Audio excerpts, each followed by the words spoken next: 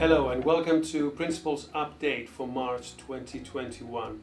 As you can see today, the theme is more Year 11 orientated, as I would like to speak to the Year 11 students, parents and carers out there for the GCSE exams and the awarding for summer 2021. Before I go into the specifics to talk to you about the exams, I would like to share with you a video that normally I share with students in assemblies. Unfortunately, due to COVID, we can't have physical assemblies, so I thought I'd share this video with you today. So let's have a quick look.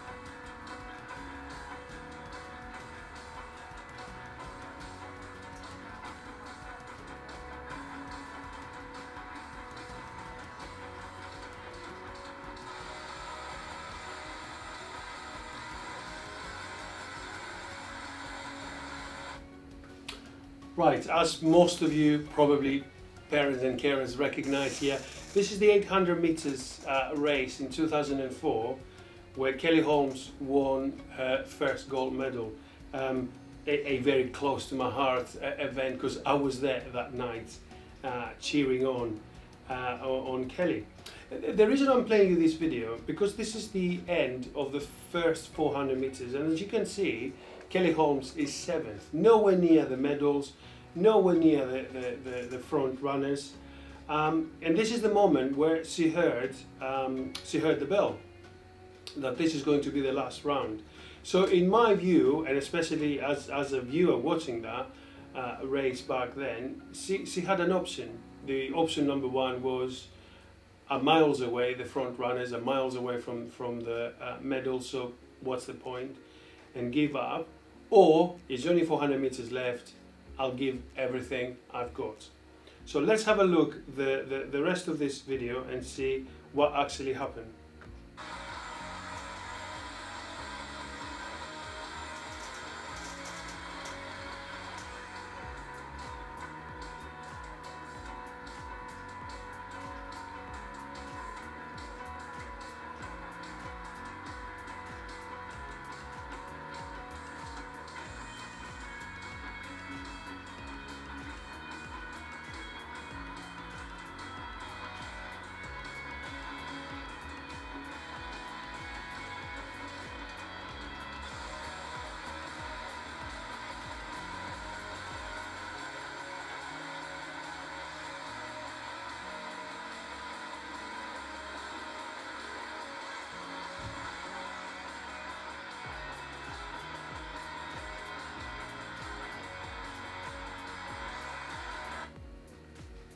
So there it is, the race was not over yet. So what is the moral meaning? What am I actually trying to say to all the Year 11 students here is that the race is not over yet, okay? If you are now end of term 4, you're going home feeling that you're far away from the medals, massively away from the front runners, don't give up, okay? This is the last 400 meters, just give everything you've got. There is never too late to make a difference. And hopefully, at the end of the race, when you open your envelope on August the 12th, you're all gonna have a similar face like Kelly here, where you're actually going to be pleasantly surprised as to how much your effort made a difference to your overall attainment. Now, I want to talk a little bit about the logistics of how we're going to award grades, because I know there's a lot of confusion out there, and confusion brings stress and anxiety, and this is a moment in life that genuinely we don't need this. I'm going to create a timeline for you to see where we are and where we're going. So we all know we have a new system where the teachers will assess you and your standards that you are performing at. Now, I want to reinforce the point that teachers will assess you on what you already know and can do. That is it. No one is going to assess you on something that you haven't been taught or something that your teachers haven't presented to you in the past. There will be no use of algorithms like it was last year. So there will be no artificial intelligence involved in 2021 series to basically mitigate or change your grade. Whatever the teachers are going to give you, that is what your grade is going to be. So let's look now, this roadmap of where we are now and where we're moving on. So we came back after February half term on March the 8th. That gave us roughly 4 weeks of learning. 3 full weeks and 4 weeks and 4 days this week because of Friday bank holiday. So we have came back, and all students had the opportunity to do some March interim assessments. So as soon as they arrived in school, we told them what the assessment is going to be. They had plenty of revision and support from the teachers, plenty of material to revise, and we are going now towards the end of this series of interim assessments, what we call the pre-Easter assessments. Staff are going to mark these papers, and all students are going to get a mark, but we're not going to start handing grades back. More or less, some of you know where you were before you left school for Christmas, because obviously we went into the lockdown period, because we gave you Praising Stars 1. So that's your starting point. You know that before Christmas you had your first evaluation from your teachers on Praising Stars 1. You did a lot of work during lockdown, and there were some lockdown, if you like, home learning assessments that your teachers gave them to you, and you did at home. So now we have the March interim assessments as well. We're also going to have May final assessments, similar to what we did here for 2 weeks. The last 2 weeks of term 5, 2 weeks in May, they're going to be final assessments. So we're going to give students the opportunity to even greater boost their grade. And then we're going to use other assessed work from this year or in year 10 if available, such as previous exams, such as PE for instance. So I know that year 10 students did their exam last year in PE and already banked their exam and the grade with the exam board. So in combination then, we will be using all of this available data and assessment material for us in order to be able to come to an informed decision as to where a student is in terms of the grades. So we had the 4 weeks of learning in March to prepare for the March interim assessment. Then during Easter, we have Easter School and Prep for Success. Obviously Prep for Success was happening throughout the term, but we're opening the school Easter time for our students to be able to come and further prepare, further revise with the teachers, start now preparing for the end of May assessments. 19th of April, start of term 5 to the 14th of April, we have 4 weeks of learning. These are all going to be preparation for the final assessment. We are not introducing new material to the students. We are revising or what already have been taught, and we believe that students are able to do. So these 4 weeks of term 5 are going to be preparation and revision for all students. So as I said before, in the last 2 weeks of term, they can do the final assessments. Now, we're not going to go into an operation here where one size fits all, because every subject is different. And I want to explain to you how we're actually going to arrive at a grade. So let's take the example of maths. For instance, how we're going to arrive at a grade looking at maths. First and foremost, we have the March interim assessment. We revised with the students, we did a lot of work, we're going to look into this. Then we're going to have the May final assessment, where again the students are going to produce us with more evidence in terms of the progress and attainment. We have previous end of cycle assessments. So students did some work, did some end of cycle assessments before Christmas, and there is also work that they did during the post-Christmas lockdown when they were working remotely. Also, we have data available from Year 10 units as well. Now, all students will be evaluated with the same criteria. We are not going to evaluate students on an individual basis. We have decided, as you can see here, what the criteria are, and this criteria will be applied to all students. So teachers will arrive at an informed decision on what the student deserves in terms of the grade. Let's take PE as an example now. How we're going to award a PE grade for our students. As I've already said, PE students have already banked the Year 10 theory exam. They've done the theory exam, it is banked, it is there, so we will be using this as a starting point. Now, PE students also had to do 3 pieces of coursework, which I'm not mistaken, I spoke to Mr. Coombs the other day. They have roughly 21 assignments covering a variety of learning assessments and assessment objectives. So we're going to take the Year 10 theory exam, plus how students have performed in the coursework they have done so far, which I believe is pretty much completed. And then our PE teachers are going to arrive to an informed decision based on this data and be able to give the students a grade. Finally, let's take the example of photography.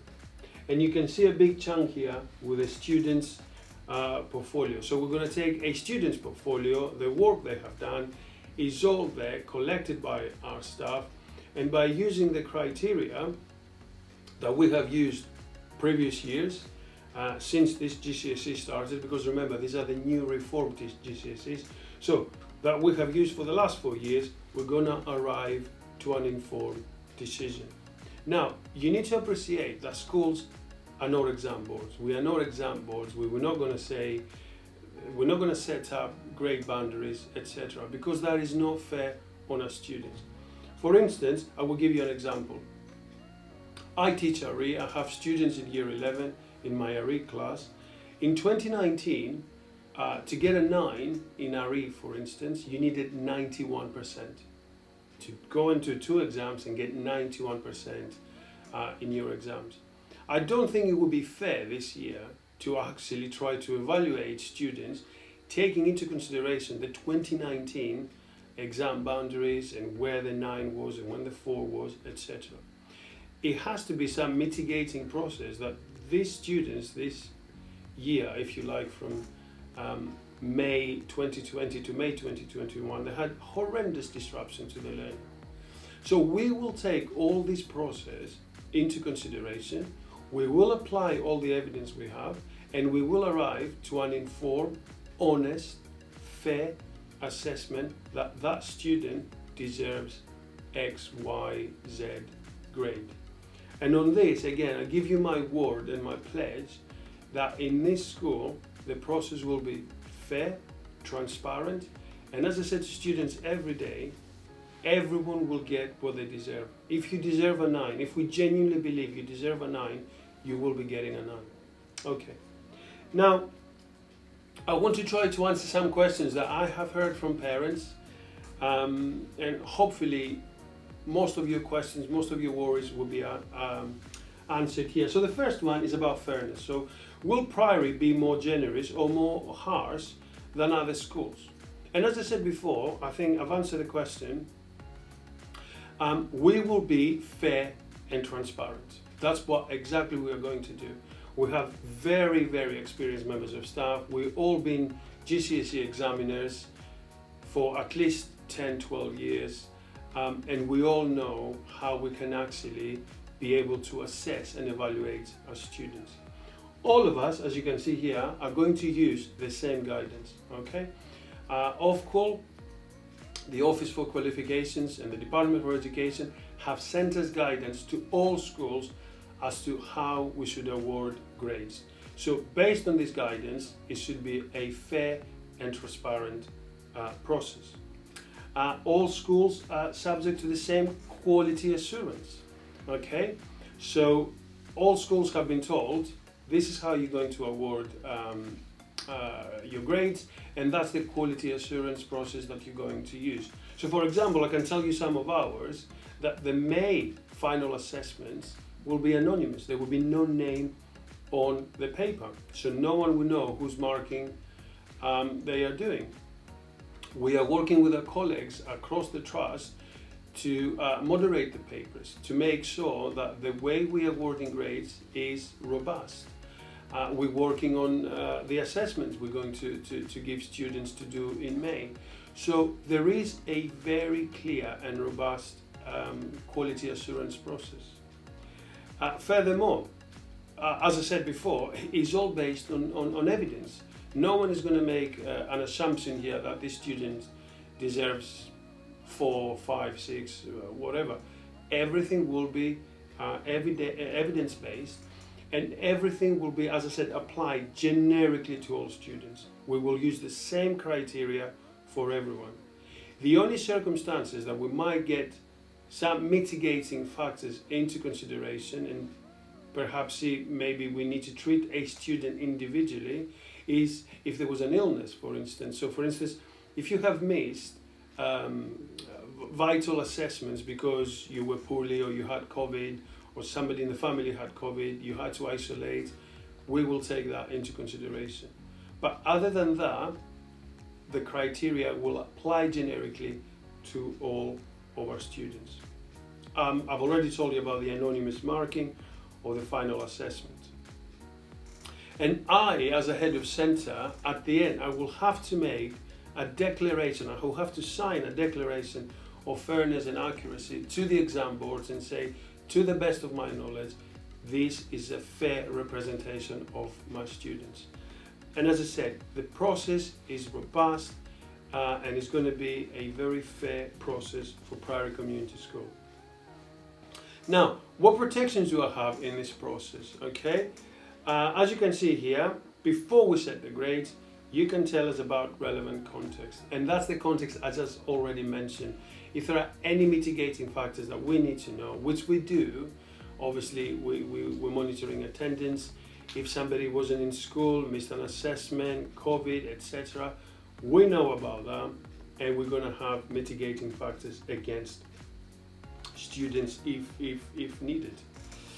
You can appeal. So exams day this year is going to be August the 12th. So you're going to get your results, and if you feel that they don't represent you, is not a fair representation on you, then you can appeal. You can appeal to us to check for errors and say whether the process has been followed in your case. And if we come back to you and say, yeah, we think there is no an administrative error here, we think this is a fair representation of you. If you feel that you need to go to the exam board, then you can review your appeal to the exam board. But results in this case can go up or down. The exam board will come back to me. I will supply them all the evidence we have in any particular case, and then they will make a judgment based on the evidence. The one thing I need to let you know is that in autumn, they haven't told us exactly when, there will be an exam series where people are more than free to enter and redo the subject and redo an exam if they want to. So, as I said, there has gone a lot of thought, mainly to safeguard the process. I am convinced that the process here at Priory and in the Priory Learning Trust overall, because I am working very closely with my fellow principals in the other schools, it is fair, transparent and robust. And as I said, my pledge to you as my students and parents, carers out there, is that every student will get what they deserve, whatever that it is, based on evidence. The next thing I want to tell you, this process of teachers awarding grades is a little bit alien to us, But just to reassure you, it is quite a widespread process in other parts of the world, as you can see in America or France, Germany, Finland, which for people who are into the educational literature, they are an educational superpower in Europe. We all want to be like Finland one day. And places like South Korea, they're all using this system where actually teachers do evaluate the students from the evidence they have available towards them. So it's not an alien process to other parts of the world, and we will make a good job out of it. Now, my conclusions here, and to summarize for all of our year 11 students, the one thing I would ask you is, as I said on my video with lovely Kelly Holmes, keep working with rigor and intensity. All to play for. Absolutely all to play for. Okay? Keep working with intensity. Talk to us. Okay? If you're thinking of coming into Easter School, don't say, what's the point? There's no exams. There is a point to come to Easter School. To work with your teachers. Continue with your testing. And again, this is not a compulsory process, but continuing with testing allows me as a principal to keep the school open. I am delighted that between the 8th of March up to now, disruption-free learning. This is music to my ears. This is what we need as a school.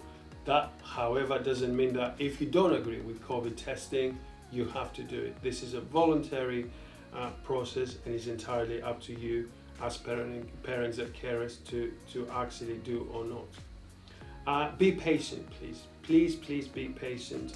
Wait to have more details confirmed for each subject.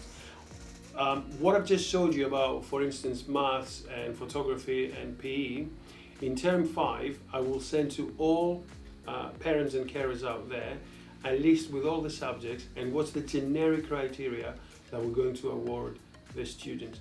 But please be patient.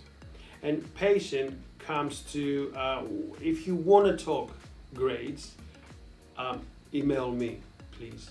I think staff need to be left alone to do their job, to concentrate on the evidence and evaluating the students. My directive to all staff is that if a parent approaches you that they want to discuss grades, to come to me. So ideally, speak to me or Mr. Affendale if you have any concerns, any questions about this. The one thing you can improve to your grades from now on, as I said, term 5, attend lessons, work hard, follow teacher instruction, and ask for help when you need to. It's all to play for, okay? Come and work with rigor and intensity. One small point here that I think is very, very important. Some parents may agree, some parents may disagree. Behavior has no impact in this process, okay? Behavior is an amazing thing. Please come to school, behave, and create a decent, civilized community around our school. But it will not give you a 9 or it will not give you a 2, okay? So if you're worrying that my behavior has been a little bit tricky, or they're going to give me a 2 or a 1, it doesn't work like that. The evidence that we will use to evaluate you in terms of your attainment is attainment and progress only, nothing to do with your behavior. And similarly, if you have been a delight for 5 years, and I thank you for that, that doesn't automatically mean that we're going to say he or she, they're really, really lovely, let's give them a 5 or let's give them a 6. The evidence is all about progress and attainment, and is all about what have you done, what have we got for you in the last 2 years that you have started your GCSEs. So hopefully I have managed to answer most of your questions. Hopefully I have managed to give you a little bit of safety here and reduce stress or anxiety. I'm going to finish by saying again, my pledge to you, my students and parents, carers, is that we're going to do the best we can to evaluate our students transparently and fairly. Everyone will get what they deserve in the end. Hopefully you'll agree with me. What's left is to say I hope you have a lovely Easter, and now the lockdown is easing a little bit. Hopefully you'll be able to see somebody in your garden, or hopefully inside your house, some of your family. Have a great time during Easter. Stay safe, be well, and always contact me if you have any questions about all this. Thank you very much, and goodbye.